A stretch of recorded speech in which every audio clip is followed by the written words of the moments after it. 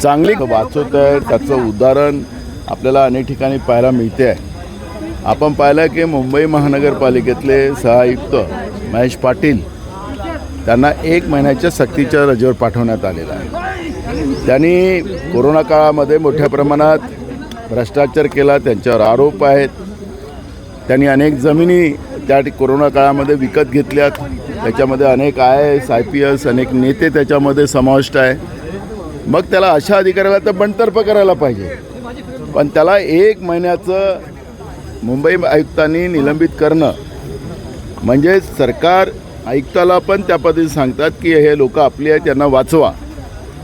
1 महिन्याचं नाही, त्याला बंडतर्फ करायला पाहिजे होतं त्या महेश पाटलांना, पण 1 महिन्यासाठी त्याला सक्तीच्या रजेवर पाठवण्याचं काम केलं. म्हणजे अनेक घोटाळे जे आहेत, जे महाराष्ट्रामध्ये सरकारच्या माध्यमातून चाललेले आहेत, त्याचा हा एक प्रत्यय मग पार्थ पवार असेल की आता मी महेश पाटलाचं मुंबई आयुक्त सहआयुक्ताचा जो मुद्दा मांडला त्या पद्धतीचं चित्र आपण पाहतो. कामकाजाला सुरुवात झाल्यानंतर वरिष्ठ मंत्री किंवा कॅबिनेट मंत्रीच सभागृहात उपस्थित नाहीत आज.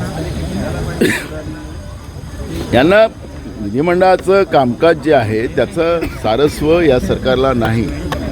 सगळे आपल्या सेटिंगमध्ये लागले राहतात आणि त्याच्यामुळे विधिमंडळाचा जो दर्जा होता महाराष्ट्राचा या सरकारने घालवलेला आहे असं म्हटलं तर वावगं ठरणार. शेतकऱ्यांसाठी सहाय्यता निधी अजित पवार पार्थ पवार त्यांना का वाचवलं जात आहे? अजित पवारांचे मुलगा आहे म्हणून वाचवलं जाते का? अशा पद्धतीनं बरोबर आहे, ते घटनाच तशी होती. जी अमेडिया कंपनी आहे त्याचे जे प्रमुख आहेत त्यांना त्याच्यातून वगळणं याचाच अर्थ हे सर्रास सरकार आपल्या माणसाला घोटाळ्यामध्ये वाचवते हे त्याच्यातून स्पष्ट होते. आणि म्हणून न्यायालयाच्या निदर्शनास आल्यानंतर न्यायालयाने त्या पद्धतीची भूमिका घेतलेली. विरोधक का गप्प आहे सर? विरोधक का गप्प असं प्रश्न आज चर्चा आहे ना.